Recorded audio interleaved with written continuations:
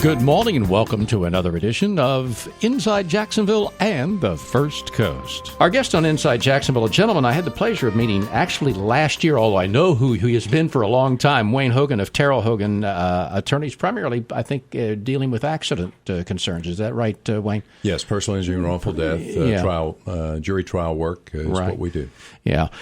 Wayne is an avid FSU fan, so I think I can say that, can't I? Yeah, that's right. Is that going to get you in trouble with the Gator fans here? Although we have plenty of Gators in our law firm, they outnumber me, in fact. I'll bet they do. Wayne had approached us, and one of his representatives had about a project that I guess you have been doing for a long time, but it seems to have come more to the forefront in the last maybe, 2-3 years in relation to distracted driving? It has. The genesis of our involvement directly in this is that a group of lawyers in other states and then in Florida, beginning with the death of a college student who was the daughter of one of the lawyers in Philadelphia. She was crossing a pedestrian crosswalk. A person was texting on the telephone and ran her down and killed her. She was a journalism student, as it happened. And so that began a process of taking the message to students, because this was two young people involved in that accident. And so over the past period of time, but specifically last spring, we went into the schools here in Jacksonville to talk to students about the hazards of distracted driving, and then more specifically focused on the use of these smartphones, cell phones, and whether it's hands-free or the using the device itself to make a phone call, or now, of course, texting and Twittering and the like. Texting, Twittering, and it scares me. Somebody's going to put a Facebook computer up on the top of their dashboard. Or the GPS device, and changing it. Now, some of them are geared in such a way that you can't change them, and that's a good idea. But some you can change, or you can change it if you're using it on your cell phone, for example. All of those things involve distractions to the main task that a driver is supposed to be doing, and that is driving the car, being aware of what's in front of them, so that they can react in case there's an emergency. It was pointed out to me here that there are 3 types of distracted driving.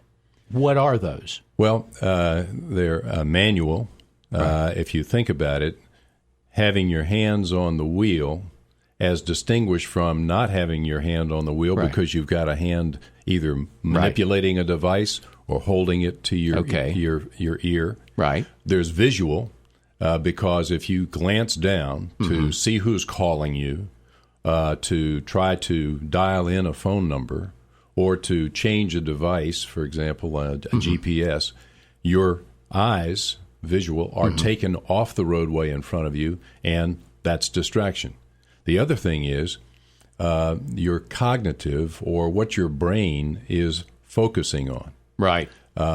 You can be going down the roadway, and there are examples of this where people, and they've done plenty of studies around the country that demonstrate that when a person is listening, not just to the radio, say, you can listen to the radio, but it's not as though the person on the other end of the radio is expecting you to react, or to answer their question. It's information, but the studies demonstrate that when you are trying to concentrate on hearing a sentence that is being said by another person, your field of vision is actually reduced to a sliver of what it otherwise is. Just by listening? In other words, trying to decipher, or so you're thinking of a response. As you're thinking of the response, you're distracted, even though your eyes are on the road. Just think of it. A salesman is on the road, and it is their employer or their manager who is on the other end of the telephone, telling them where they need to be and at a particular time because a call has come in and they need to go to such and such a place. Well, that person in the car has to be concentrating on what is being said by the manager at the place of employment.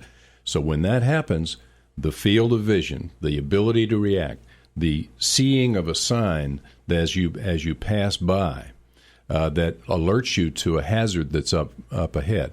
I have looked at materials that have come from the National Safety Council. And an example that they give is of a tour bus driver who was moving along the highway, missed, because he was on the phone, missed seeing a set of signs that indicated that the right lane would not accommodate the height of his vehicle. The left lane would. So he stayed in the right lane, missed that, crashed, and then terrible injuries resulted from that event.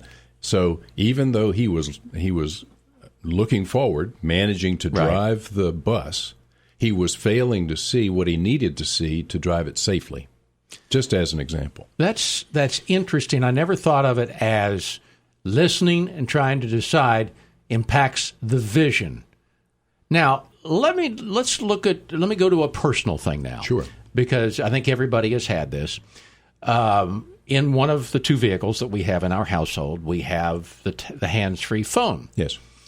And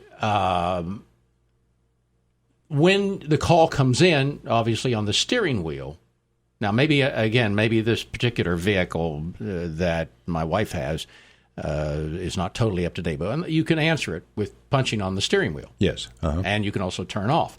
But if you are going to dial, in this particular vehicle, it has on the screen, the listings and who you want to get, and you can go and then you just touch that screen. Well, if I'm looking at that screen, touching that screen, even though it's hands-free, theoretically, I'm talking hands-free.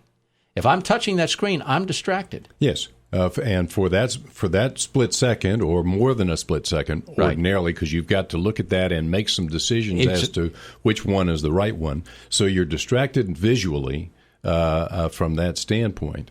And this is going to then if something happened right in front of you, you're not going to be in a position to handle what the problem is. Hit the brakes as quickly as you normally should. Hands-free, as you can think of it, the manual part to a degree might be helped compared to trying to hold a phone to your ear the way that some people are. But the visual part is changed because you've paid attention to the screen instead of to the roadway ahead of you. And certainly you're having to make some decisions about that. So your cognitive, your brain function is changed as well and is distracted. Just to divert a bit to the business of texting, to take that to the next level, but it is so common among young people, and it's going to be common and is common among the younger people who get into the employment pool, the workforce here. Right. If you look down, the average time to produce and type a text takes about 4 to 5 seconds. And at 55 miles an hour, you've gone the length of a football field. Right. Without any real attention to basically, what's going on. For all intents and purposes, driving blind. Of course. And that's why this distracted driving is viewed, and the studies show that it is about 4 times more likely that an accident will occur. It's about the same as drunk driving when you're using a cell phone. If a person, though, is texting, it goes as high as 23 times more likely that there's going to be an accident. And out there in the world today, OSHA, the Occupational Safety and Health Administration, has declared distracted driving as a workplace hazard.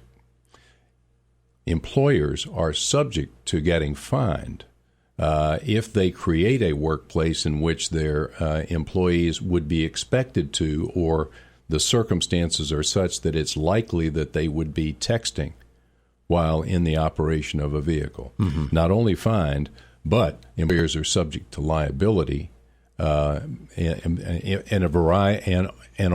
a variety of bases. One, if it's the employer's vehicle. 2, if it's a cell phone that the employer has provided for the use.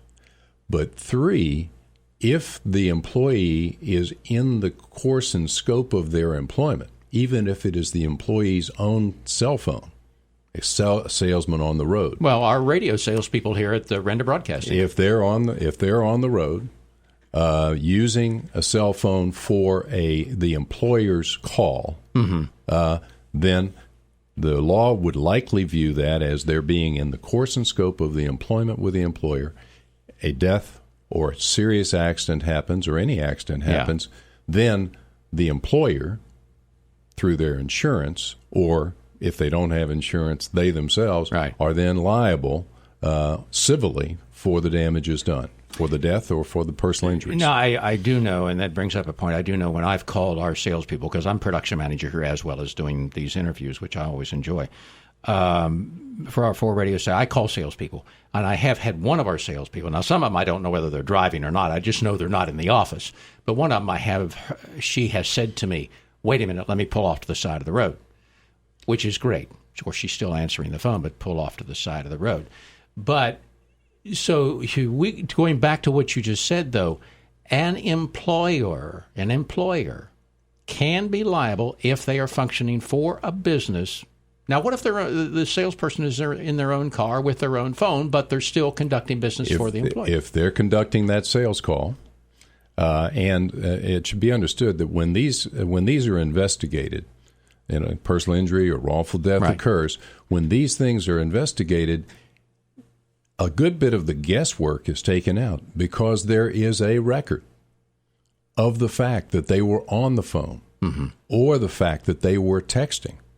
And then you can see, if it's a text, you can see what they were doing, whether they were on the employer's course and scope of the employment with their employer, or you find out who were they calling. And it turns out that was a customer or a prospective customer of the company. Then the company is subject to liability for what was done when the accident was caused by the distracted driving of their employee.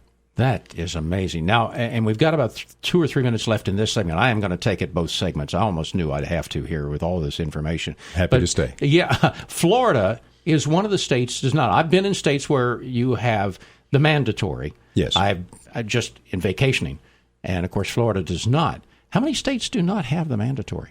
38 do, 12 do not, and mandatory is in different gradations. Different states handle it differently and have adopted not all the same rules with respect to what you can and cannot do and be in violation directly.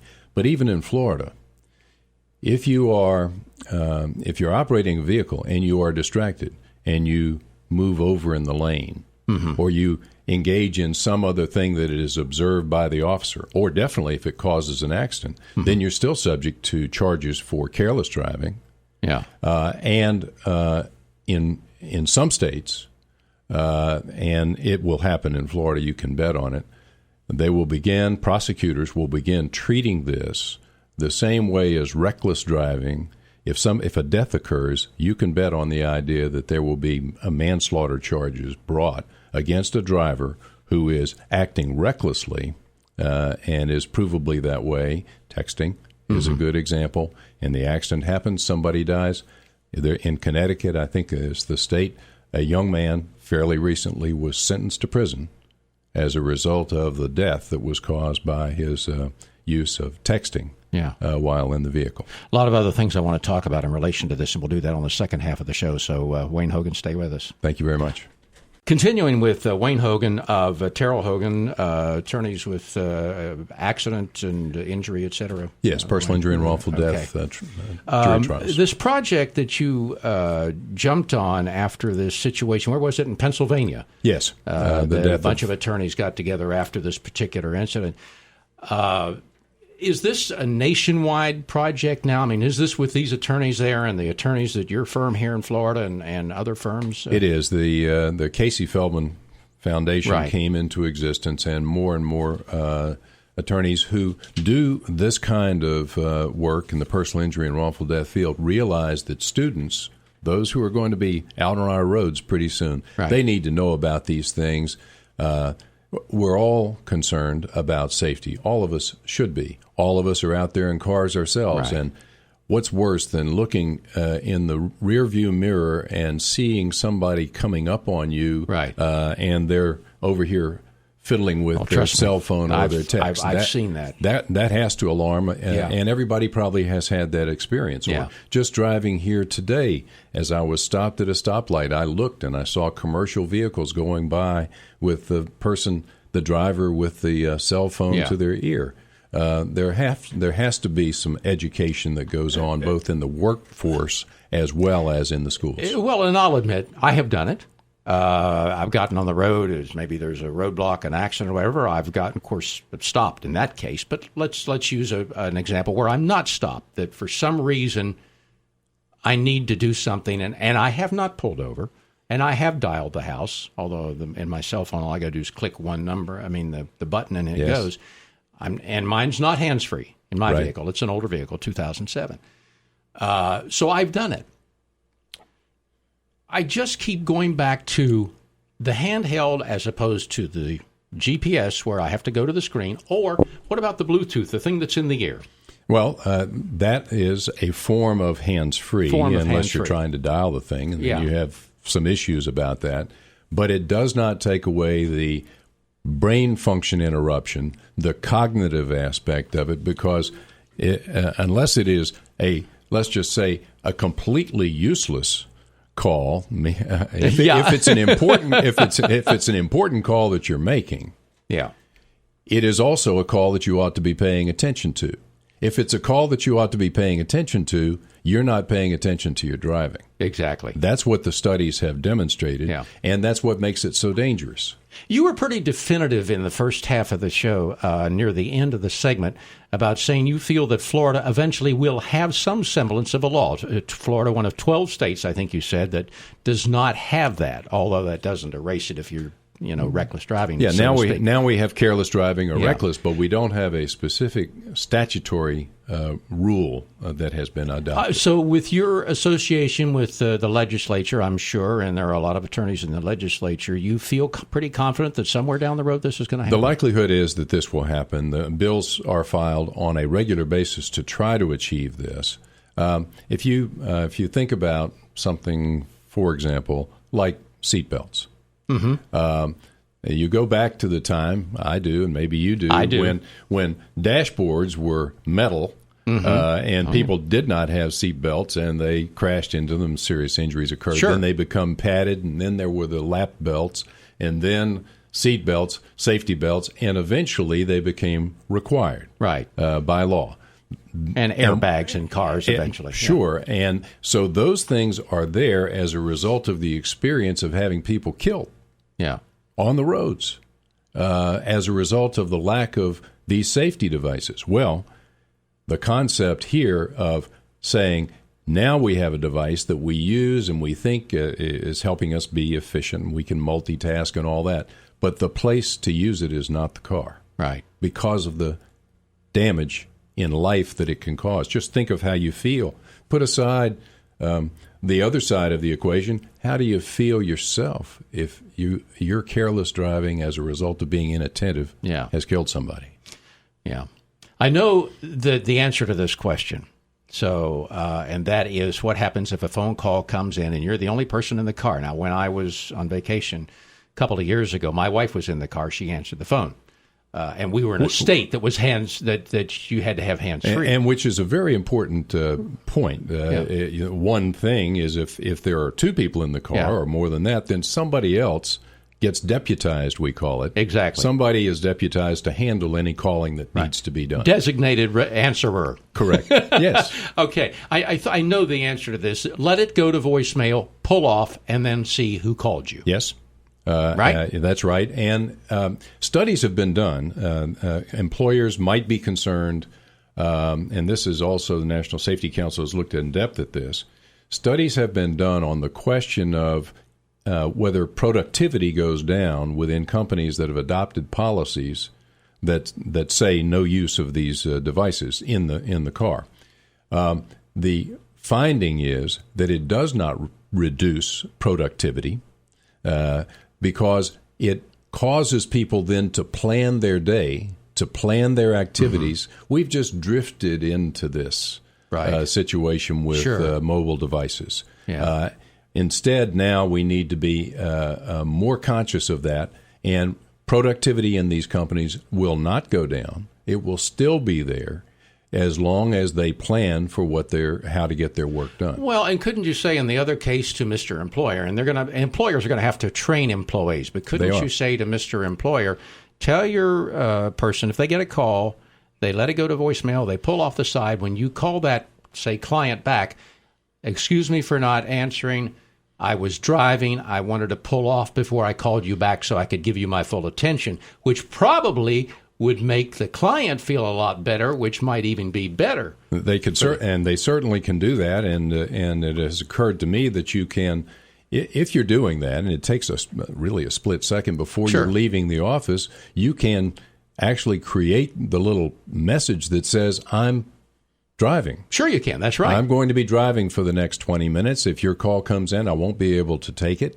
But I'll call you as soon as I have the opportunity to safely do it. Yeah. One of the things we're hoping to do is to make available to employers and the workforce here in this area, this listening area, a 1-hour opportunity to hear a presentation about all of these topics that you and I have been talking about, the facts as to how dangerous distracted driving is, what the legal implications are of having employees in the workforce who don't have regulations to follow, putting a policy in place, and then how to enforce the policy, because in the long run, the goal is safety for the driving public, but also employers certainly need to look at their risk-benefit assessment, and they don't want to be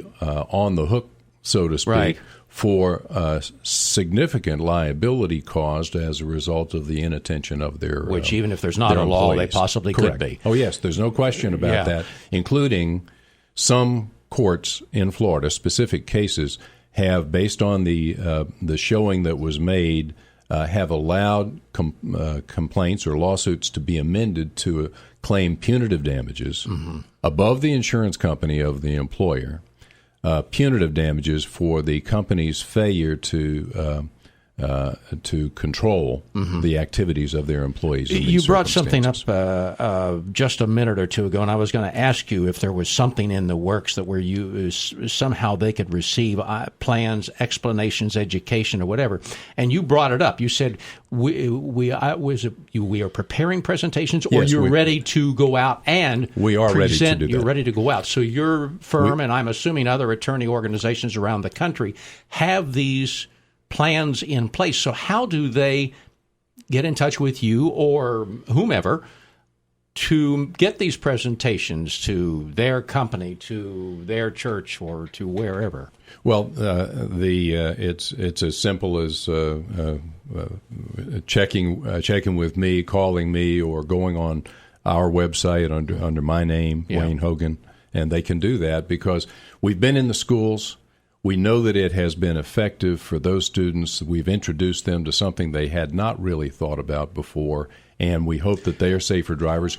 We want to expand that to the workforce. I was going to ask, what's the reaction been of the students? I mean, when you go in, you talk to them, you get in an auditorium, and you talk to 100, 500 maybe students in an assembly. And they all have stories. They all have stories that they can tell about an instance where the driver of the car that they were in was on the cell phone and was distracted. They know of these kinds of situations, but we try to make it very real to them and point out to them the facts that it's like driving blind if you're texting. And we have to be graphic about it. And we have it's the only way to get them across. We have videotape interviews with those family members who have been in, including in one of these instances, the young lady called or texted her sister. Her sister was in a car. The sister was texting back the word "yeah," and that's the instant when the accident happened. So texting her sister, and then her sister was trying to text back and died as a result of having received that. There's one other question that's in here, some of the material that I got I thought was a very good question. We have designated drivers with the alcohol situation, and it's getting better and better and better at that. What if you are in a car and the driver is texting? How do you handle that? I mean, obviously you're going to have some hard heads that say, leave me alone, I'm going to do what I want to do. But if you are a passenger, what do you say? Well, you have to say something about it. If you care about your own safety, you're going to say, look, let me take that. I'll text it to whoever you want to, or I'll call them if you want. Right. But please don't do that while you're driving this car. Right. Because you're not watching the road. People have to be willing to step up. We know that as time has gone and more information and regulation has gotten out there about drunk driving, that more and more people are willing to say, I'm sorry, I'm not going another inch with you. Yeah. I'll get out of this car unless you need something to say changes. That. You need to I'll drive. You sit in the passenger seat. I'll be your designated driver. Yeah. Well, in some other way, you can simply be deputized, and if an important call has to be made, then the passenger can make it, not the driver. Yeah. I saw this story this morning. We're recording this interview on the 23rd of January, and this story just came in right before I got off the air. I do some air work with one of our 4 radio stations. I'm going to read this to you. Many new mothers are driving unsafely with their babies in the car. A survey from the child protection advocacy group Safe Kids Worldwide and American Baby Magazine shows moms talk on the phone, text, or check email while behind the wheel. Even though their behavior doesn't reflect it, 63% say they are more cautious while driving since having a baby. 63 say they're more cautious. And yet this report says that's not the case. and it doesn't occur to them. It doesn't occur to them that they are being careless and putting their baby's life at risk. Yeah. And yet that's why education is so important, whether it's to students or civic groups, which would include groups that have young mothers and others, so that they can see these statistics and realize that if they're texting, up to 23 times more likely to have an accident. 23 times. That's amazing. And if it's at speed, then there's terrible tragedies. I mean, it might be a fender bender, but the likelihood is that if you're moving down that highway, talking on that cell phone, or certainly texting, and you put we have a slogan that says, one text or call can wreck it all. That's a good point. And we used to have in Florida license plates that said "Arrive Alive," and so we've combined the two, and we say "Arrive Alive." One text or call can wreck it all. We've got to wrap it up, and I want you to give the website again. But on that site, aside from people saying, "Hey, can you come out and make a presentation?"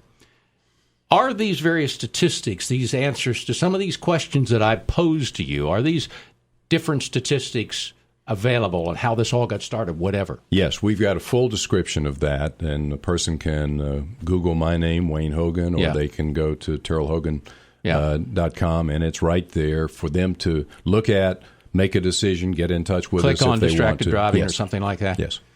Wayne, great information, and I can guarantee you this show probably won more than one time. So. Well, thank you. We're hoping that companies will adopt policies that will help their employees stay safe and help the driving public stay safe. And in the end, it'll help them in their risk, their own risk assessment as well. Well, whether it's companies or just the regular individual, it needs to be done. Of course. Thank you so much. Thank you. Appreciate it. Well, thanks to Wayne Hogan. A lot of great information there. And we will repeat this show because this is such a very, very important issue and very much needed. Now, I always end the show with a thought for the week. But this story came to me a couple of days ago, and I thought this is a perfect place to put this at the end of this Inside Jacks. A California mother promoting a smartphone app to help stop teens from texting and driving. Coming up with the app which lets drivers put their phones on pause while alerting callers they are driving. You can visit safetextsender.com for that. And, of course, again, we will, I'm sure, repeat this show somewhere down the road. Thanks again to Wayne Hogan for coming in and giving us all that information. We have recorded the Internal Revenue Service show, and that'll be in the next week or two, an entire half hour with a lot of changes. I'm Jim Byard. Have a great week. We'll talk with you next week on